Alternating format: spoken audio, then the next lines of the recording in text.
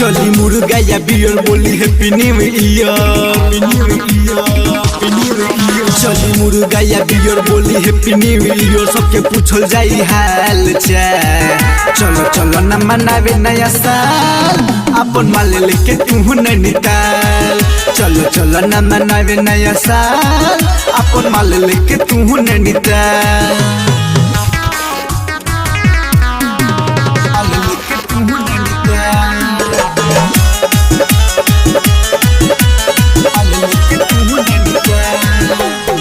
DJ बजा के आज कोई जी पार्टी केकरा में दम बटे रुकी चाहे डाटी।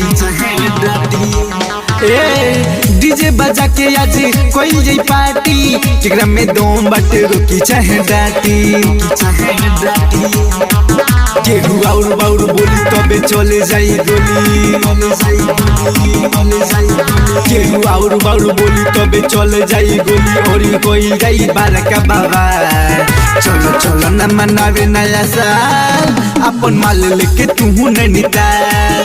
चलो चलो न मनावे नया साल अपन माल लेके तू नैनीताल।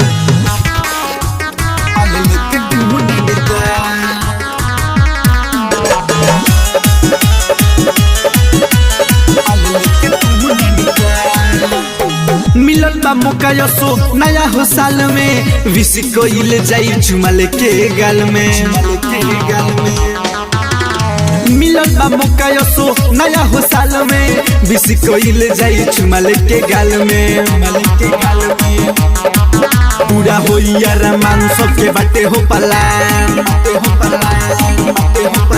पूरा हो यार मान सबके बाटे हो पलान। पंकज अखिलेश हो खना बिहार। चलो चलो न मनावे नया साल अपन माल लेके तू हो नेपाल। चलो चलो न मनावे नया साल अपन माल लेके तू हो नेपाल।